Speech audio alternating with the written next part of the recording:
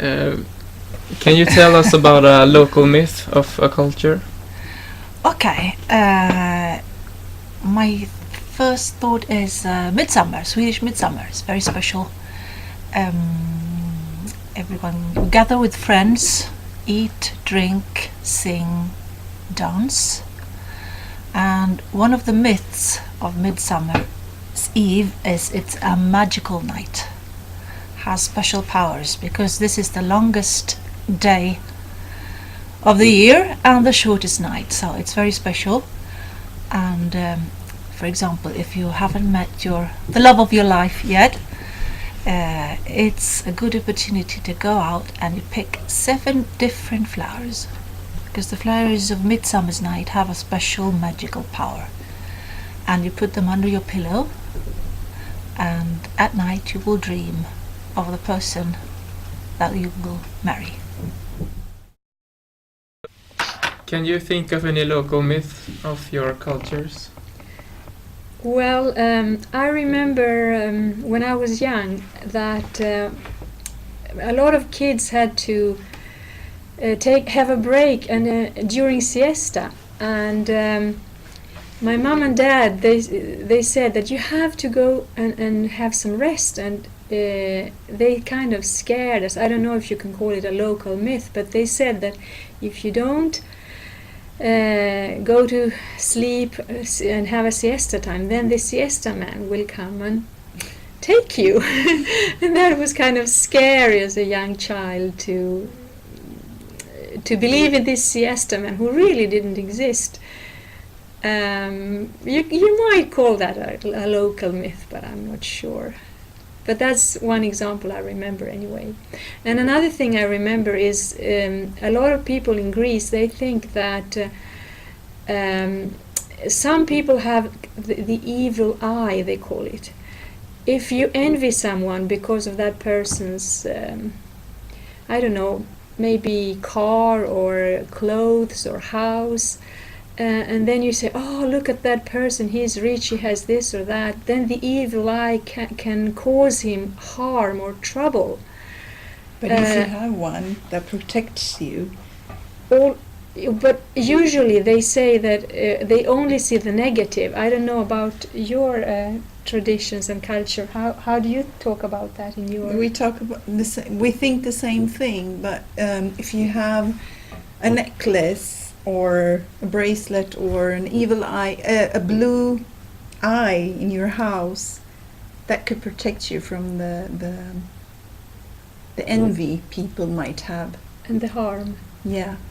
Yes, that's right. Now that you're mentioning the blue eye, we do wear that as well, either as a necklace or a bracelet or so, to protect ourselves. That's true. Or they could, if you have a headache, for instance, and people might say, "Oh, it's because of the evil eye." Yeah. And then the old grandmothers, they had this special cure for the evil eye. They kind of they had a glass of water and some olive oil, and then they made the cross sign like this, or 3 times, and they mumbled something, and then they took the olive oil and put a drop or so into the glass of water, and if the olive oil drop disappeared into the water, they would say, "Oh, it's because of the evil eye, now you're cured." So that's pretty different from other cultures, you might say. Yeah, I think we do that too. My grandmother used to do that to me, and she also used to put her hands on my head and pray, read some verses from the Quran, and then my headache disappeared. You see, the same thing. So It's good. Yes. That was very good. And actually, I have.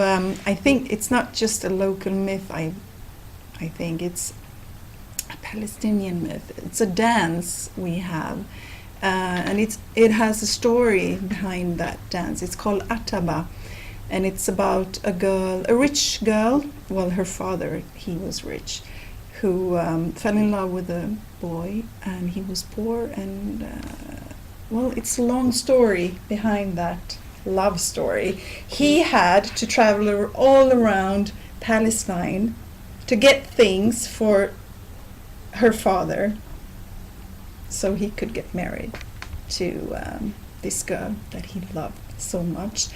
And he brought her father oranges, I'm speaking Arabic, from Jaffa, and then he brought olives from Haifa, from different cities in Palestine. And finally he went to Egypt, and there he found, he met a friend to this girl's father, and he told him about his problem, that, well, I bring him all these things and I never get the chance to, I want to live with her. And everybody in Palestine knew who he was, because he was singing, and he was singing sad songs about his love to this girl. And did it have a happy ending? Yes. So finally, this man in Egypt, he was a friend of the father, so he traveled with him. He traveled back to this city in Palestine, and he met the father, and he told him, please, I can assure you that this is a good man for your daughter. And then they had a big party, and they danced this folklore dance. So it's a true story after all. We don't know if it's true, but when they have a saying that when they tell us this story, it has a moral thought that you should have patience and believe, and that things will be good in the end. Nice. Okay. Okay. If that's a local myth, but it's a myth that goes around about a dance, a very happy dance. Yes. Mhm. Right. Thank you very much. Thank you. You're welcome.